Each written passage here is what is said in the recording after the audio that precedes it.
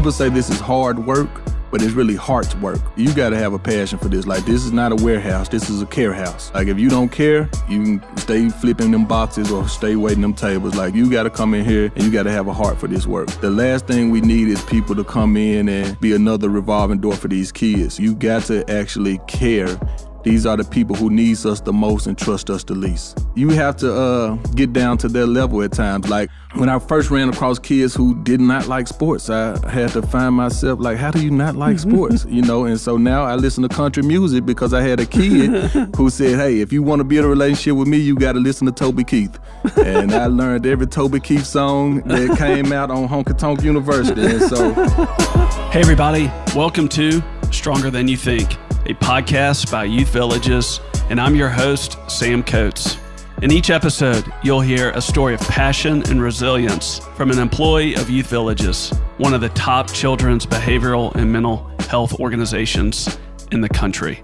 Children with emotional and behavioral challenges and their families face unimaginably difficult circumstances, and it takes a committed, well-trained, and supported person to show up for these children and youth every day to help them find their path to well-being. Join us to hear from individuals as those on the front lines of this work as they talk about their career journeys and how their own personal experiences fuel their passion, making a difference every day. Our guest today is Carl Davis. After growing up in North Memphis and seeing the pain and struggle that many in his community experienced, Carl went off to college, returned to Memphis, and started working as a waiter, and eventually made his way to Youth Villages. Carl talks about how his childhood experiences have driven him to want to serve and help the community he still loves and lives in today. As Carl says, you can either be a part of the problem or be a part of the solution. After many years in various leadership roles in Youth Villages residential programs, Carl is now the Director of Operations with the organization's newest initiative, Memphis Allies. Before we get going, at Youth Villages, as you know, there's several different programs that each guest may reference. Youth Villages launched Memphis Allies, an initiative designed to bring together community groups and resources to reduce gun violence and homicides so that children and families in our city can thrive. Memphis Allies will work with more than 2,000 youth and adults at the highest risk of committing or being victims of gun violence. Now, let's get to this week's episode. Carl, great to see you. great to be here, brother. Thanks for joining me on the podcast. Yes, sir. Memphis Allies seems to be the most recent and very significant initiative for Youth Villages. I read that you started here in 2008. And you've had a lot of responsibilities, and now you're Director of Operations for Memphis Allies. Can you say maybe how that happened? I would say just hard work and consistency. I think coming to Youth Villages back in 2008, it was not my career of choice at the time. You know, I was a mass communication major coming out of school. I was waiting tables at Logan's Roadhouse. Oh, wow. And a friend of mine worked at Youth Villages, and she came in there and asked me, why am I still waiting table? We just graduated. This was about eight months after graduation. And she said, you're great with kids. Why don't you come work with kids? And I'm like, I've heard about Youth Villages. I'm not sure I want to do that.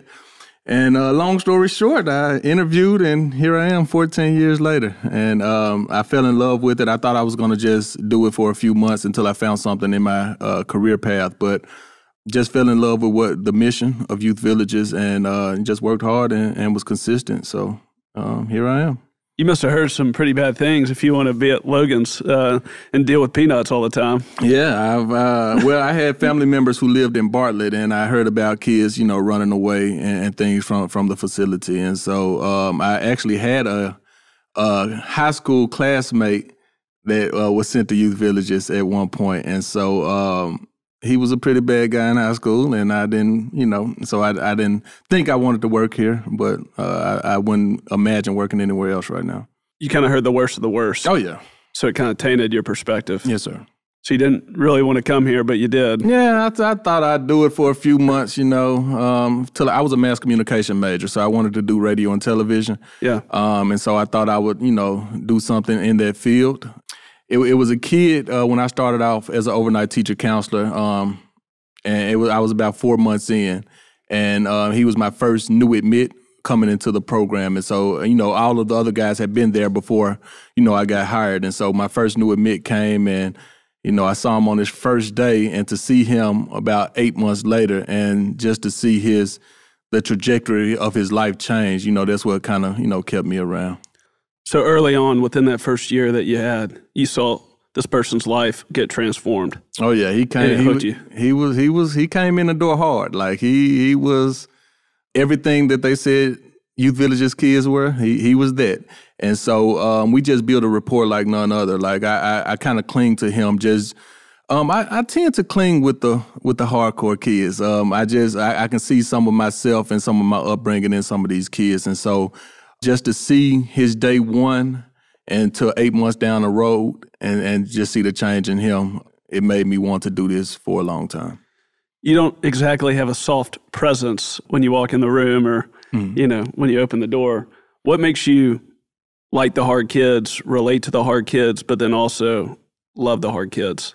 I can see myself in a lot of the kids. I come from some of these same backgrounds that these kids come from, like when I read their stories, because, they come in with admission paperwork and I have to read their background. And I was like, man, this could have been me. You know what I'm saying? Like 14 years ago, it definitely could have been me. Just experience some of the things that they experienced. And so I want to give them some of that love and some of the stuff that I needed growing up that I didn't have. And that's what makes me want to, love on them. Why wasn't it you? I did not have to touch the fire to see that it was hot. I let my friends and my family members touch the fire, and if it was hot, then it was hot. Like I took their word for it. So a lot of the stuff that I could have got into, I didn't get into because I saw the effects that it had on my siblings. I saw the effects that it had on some of my classmates. And so I just chose to go down another path. So you could read people, you could read situations, you could read the room from an early age. Absolutely. There was some things that I was exposed to just growing up. And, so when I'm reading a psychosocial of some of our kids and reading that, their parents were drug addicts or alcoholics and they experienced domestic violence and they witnessed this, I'm looking at my own story. You know what I'm saying? So this is the same exact stuff that I experienced growing up. And I just wanted better. And so I looked for different influences in the community, such as my basketball coach and such as, I'm bald-headed now, but I did have hair once in a day. So my barber was a huge influence on me as well. And so those are the men that I looked up to. And so I wanted to be all of those men in one for the kids that I was serving. But you just made a conscious choice? I mean, was it through your own willpower or... It sounds very mature. No, it was. I wanted to be different. Like I'm the youngest of four kids. I'm the first one to ever graduate. Like all of my siblings, dropped out. All of them have been incarcerated at some point in their life, and I just wanted different, And so I just made that decision to, be the change in my family and in my community. Was it lonely to feel like you were paving a new path? At times, but I was still in the midst of other people. Like sports kept me engaged with guys who, kind of strayed off, but we had discipline on the field or on the court. And so it kind of helped with, the discipline in those areas. But when they wanted to do other things outside of sports, then I kind of, went to myself or, hit the books and things of that nature. So you just saw it, you had relationships with these people your age, the people you played sports with, but still you just had the restraint to not go down certain roads. Oh yeah, I didn't want the outcomes that they were getting. Like I said, I seen my siblings drop out of school and have to get jobs and work night and day and come in oily and dirty. And I was like, no, I'm going to school. Like, it's too hot outside to be working outside. You know what I'm saying? I'm going to have an office job and I'm not coming in sweaty and nasty like that. And I saw some of my high school classmates, get locked up at an early age. And that just wasn't for me. And so I chose another path. There was somebody I was with this morning and he talked about being lonely, depressed. His mother passed away when he was 17, and he tried to end his life. And now he's here, and he got help, studied psychology, University of Memphis, started out in corporate America, came back to youth villages, and he is trying to continue to help people that were like him, that were lonely, and that didn't have anybody to reach out to. So it's interesting for me to hear the different stories of each person that I'm with and hear the influences growing up. But it's really interesting, in addition to his, but hearing yours, where it sounds like you didn't really have anybody except for your coaches, but you had a strong enough personality and belief in yourself that guided you when a lot was going on around you. And I think that upbringing kind of helps me at youth villages, and especially starting off with why I find myself clinging to the hardcore kids, because it made me find the good in people. Like, even though, like I said, both of my parents were, I'm talking about real deal alcoholics and real deal drug addicts, but they were still my mom and dad. You know what I'm saying? No matter what they did, how many times the police were showing up at my house, they was my mom and dad. You know what I'm saying? And so all of the ugly I saw, I still saw love in them. You know what I'm saying? And so that helps me, no matter what ugly that I see at youth villages, I still see the love in some of these kids. And so it helps me, see the good in people. Did you see the good in them even during those times? Absolutely. And it was crazy because as a young child, I didn't like, the domestic violence was, that was a little different. But as far as the drugs and stuff, like, I thought it was cool because, they would lock themselves in a room and go on a smoking binge for the entire weekend. And here I am, I got it made. I'm a 12-year-old kid and have no supervision right now. So I can invite people over and, we could stay up all night. So it was cool. You know what I'm saying? So later I found out that, what they were doing and things of that nature. But like, my parents always kind of took care of me. Like, I never went without. I can't remember a time I didn't have a roof over my head or, food on the table. And like, it might not have been steaks, but I was eating, you know what I'm saying? And so even though they were doing what they were doing and had their flaws, like, I never felt unloved. Was there a point with your time at youth villages where your work with the kids that you serve and love, where their own story made you think about and where everything else that you had gone through all caught up with you? Absolutely. So like I said, just reading stories and seeing the different effects that it has on people. Like, that's why, I consider myself strong, because the same situation that I was in, it had a different type of effect on other kids. Like, and not just the kids at youth villages, but different kids in my community. So they were raised in the same environments, parents doing this, siblings dropping out, but you still have to, have something within you that, kind of pushes you another way. And so I just didn't know, because of the work day in, day out, like, if at any point it ever just got overwhelming. I wouldn't say overwhelming. It made me try harder. When I can relate to a kid to the degree that I see myself in them, like, and they went down another road. Like, we all have choices. I chose to go down this road. Their environment, kind of not forced them, but they chose to go down another road. So it made me try harder and try to be, we can't be too transparent with the kids and, like, tell them our backgrounds and things of that nature. But, I do try to be as relatable as I can and let them know they do have a way out, And so I wouldn't say it has been overwhelming at times. It does want me to try harder to have an impact. And it hurts when, you want something more than the kids. Like, some of them don't want a way out right now. So that, that can have an impact on you when you want them to change more than they want to change. When did you first learn that?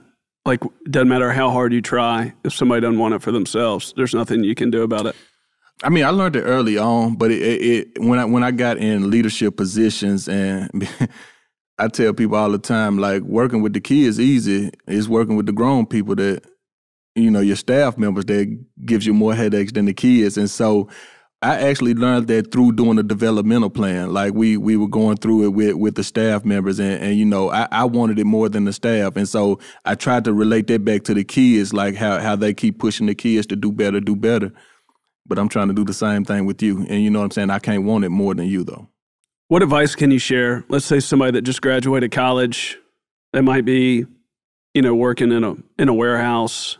They might be waiting tables.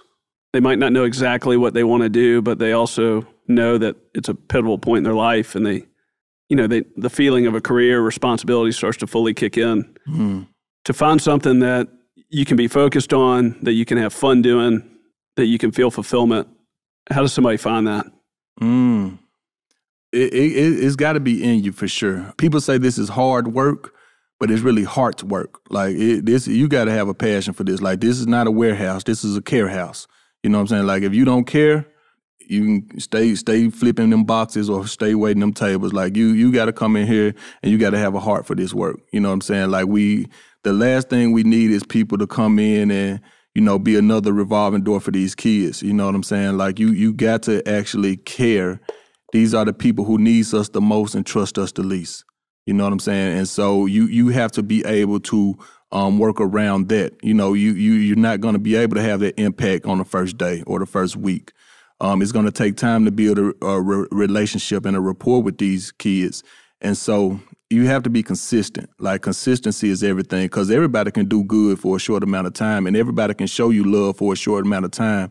But can you show love when the other person ain't showing love back to you? Because sometimes these kids not going to show you love back.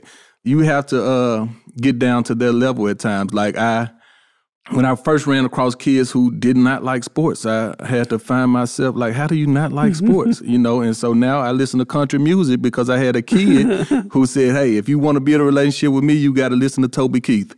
And I learned every Toby Keith song that came out on Honky Tonk University. And so you have to be able to change to, fit their style and just get out of your own way, because your own way ain't always right. Relationships, can you maybe unpack a little bit what you've learned before Memphis Allies about how to actually build relationships where there's trust? Is it simply just loving somebody, working the process, being consistent, or is there more to it that you've learned that's really helped you? Yeah, I think that's spot on. Just being consistent, because like I said, it's going to take, it's going to be different depending on who it is, and so every relationship is going to be different. Like, and you can't, we say it all the time. I know parents say you can't have favorite kids and staff members say you can't have favorite kids. So you have to love everyone equally, but you just have different relationships with them. So like I said, I had to learn country music. I had to learn how to play, I forget the card game, but it was some card game. I'm like, what is this? This doesn't even make sense. But it's different things. Like you have to be willing to transform and to build a relationship. Like people are so used to birds of a feather flocking together, but all the time, especially when it comes to these kids, we're from different environments.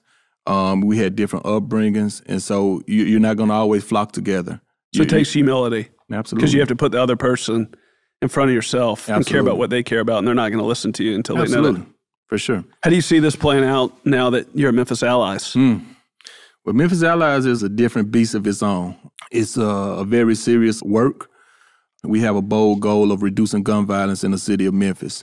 30% by 4 years, right? Absolutely. And it means the world to me. Like when I first heard about Memphis Allies, because people who know me know I loved what I was doing in residential. Like I absolutely loved my job, and it was gonna take something great for me to leave. And when I was introduced to Memphis Allies, I found that something great because it's just it's detrimental in the city right now when it comes to gun violence, and being a person who has lost friends and associates and former teammates to gun violence, it makes me want to do this work. Like, as I said, seeing myself in the kid's shoes when I was in residential, it made me want to try harder.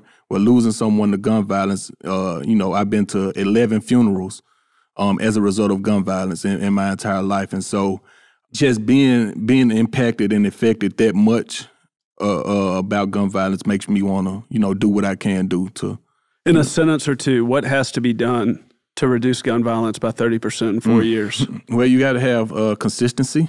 I don't think the formula doesn't change. You have to be relatable and you have to have consistency. It's just with a different population. And so with our model in Memphis Allies, that's one thing we are hanging our hat on is being able to relate to the guys who are, doing this gun violence in the city and causing all of this hurt. We are hiring former people who were affiliated with gun violence. And so they have made a change in their lives. And the only way we're going to have the impact on the people who's doing it now is to be relatable and consistent with them as well. And what do you think by hiring people that are relatable because they've been there themselves, what are the needs that those people have that can be met by the people that have been there to help actually achieve what Memphis Allies is going to do? First, they need an open eye to the resources that are available. And that's one thing that we are providing is different resources and different avenues. A lot of the gun violence that's committed in the city, it is from disagreements that happened before some of these people committing the gun violence were even born. They're going back with neighborhood rivalries and gang rivalries from 20 years ago, and so just an open eye and a different avenue and seeing that change in other people, being able to see that transition from our staff. Tuesday, I was speaking with a woman here from Youth Villages, and she says she also was a hostage negotiator after graduating from law enforcement academy. But she said several things that you have to do. But one of the things that she said, you have to be courageous because you're going in where you're not always welcome. And thinking about you, I'm thinking about this, I'm thinking about the other people you're talking about hiring. What gives you courage or boldness when you voluntarily put yourself in some situations that are dicey, unsafe, and situations where a lot of other people wouldn't want to go? Just tired of it. Just being tired of it. Like we either can be part of the problem or we can be part of the solution. So I can go home at night and watch the news and just keep shaking my head, or I can see what I can do to do something about it. And so I choose to be on the other end and do something about it. Like, I see the news, I read the newspaper, so I see the numbers going up. But sitting at home and talking about it over dinner, that's not going to get a solution. You know what I'm saying? So I prefer to, get around like-minded individuals who's bold enough to go out there and see if we can demand change. And so, these are your people. This is your community. Absolutely. So you feel like it's worth putting everything on the line for. Is that what you're saying? Absolutely. I can't run from it. I come from it. You know what I'm saying? So I live in that same neighborhood now. Like right now, Memphis Allies, we're serving the Raleigh-Fraser community. And so it's not like I'm riding out of my community to get gas or go to the grocery store or I'm still living in this community. Like I'm stopping at these same gas stations that this gun violence is occurring at. And so can't run from it if I'm in it, What kind of respect can you or someone else like you have by never leaving your community and then having your career, living your life, but then staying committed to it? It's monumental. Like it goes a long way, and that's one thing that keeps me in the community. Like I've always wanted to be that pillar that kids can see. Like even when I started working and first got my job at Youth Villages, I went and got the 20-inch rims on my car and all of that because I wanted the kids to see that you don't have to sell drugs or you don't have to go to the NBA to be able to do this stuff that y'all idolizing on TV. Like I wanted to be that pillar for them to see that you can do stuff the right way and still have what these same guys that's doing the wrong things have. And so I grew up now, so I don't have that foolishness on my car now. But being able to, still be in my community and have worked my way up in a company is monumental to the kids, that I'm around every day. I hope I can ask this, and if it's not appropriate, then we'll cut it out. But you can ask me anything you want to, brother. Are your parents still alive? They are. Are they proud of you? They are 100% proud of me. Like I don't know anyone in the world more proud of me than both of my mom for sure. And both of them have made a huge change in their life. You know, Really? Yeah, they are sober. Sober. My mom been clean for, I don't even know how long. So she, both of them are sober and just super proud, and I'm proud of them as well. So your life, your choices changed their life. I would like to think so. I would like to think so. I think just growing up and when I went off to school and came back, some things were different with them. They're not together, but both of them are doing pretty well by themselves. But I would like to think that I had some type of impact on them. I've been very encouraged as you've been talking about love and finding the good in people. My father was an alcoholic, and I wish I looked for the good the way that you do and the way that you did. And, we have a good relationship now, but if I'm being honest, there was a lot of resentment for a long time. And I really respect how you're able to go through what you did with both parents, but still have love for them. And then as a result, you've done what you've done, and then they came around. That's a pretty incredible example. Yeah, it was definitely tough. Like that was probably the toughest. Not only with their addictions, but seeing the woman that you love the most hurt by the man that you're supposed to love the most. You know what I'm saying? So that was, and still finding ways to love on them in spite of that was definitely tough. But I think, to go back to your last question, I think me showing them that love despite their flaws, kind of helped them out of their situations that they were in. So, what can you say about coming here 14 years ago and now you've got your MBA, your director of operations? It seems that all these experiences coming to this point now, I mean, even just the short time I've been with you, there seems to be like the dots have connected even up to now. But from a career standpoint, from a organizational standpoint, and the opportunity that you've had in youth villages, what can you say to somebody that's out there about if they do care about this work and if they're meant for this work, why it would be beneficial for them to at least consider coming to a place that performs very well, set up the way it is, but then also has this internal sense of opportunity and development? I recommend youth villages to anyone every day, all day. Like this, it's hard to do this work. You can't pour into other people if you're not getting poured into. And so one thing about youth villages that has stood out for me from the beginning was the way that you get poured into, like the opportunities for training and development and just growth opportunities. We're always expanding, such as this new initiative. Like we always find programs that, help bridge the gap. And so if you're not good in one area, like we will find a place where you can be good at and develop you to, get to where you're trying to go. And so the development is through the roof at youth villages. The environment, like most of my friends work at youth villages, probably because I spent 60-hour work weeks with them back when I was in residential. But the people that, I associate with the most are my coworkers. And so just the family atmosphere and the development is what kind of has kept me throughout the years at youth villages. So, and when you're trying to get into a career field, especially in a field such as social work, like I said, you can't pour into people without getting poured into. So you definitely need someone, a leader that's going to pour into you. And I've been fortunate enough to have leaders at youth villages who, train and develop me to do this work. So you had this perception, or you're skeptical of youth villages at the start, and now it sounds like you've recruited a lot of people. Oh yeah, and you're all in. Oh yeah. What changed your mind? Just your experience? Yeah, just the work. Like we still have those same type of kids admitting, like the same kids I was scared of, the same population I didn't want to work with. We still have those same kids admitting. But if you can find that love and that good in those kids, and you can build that relationship and rapport with those kids, they'll never run away another day in their life.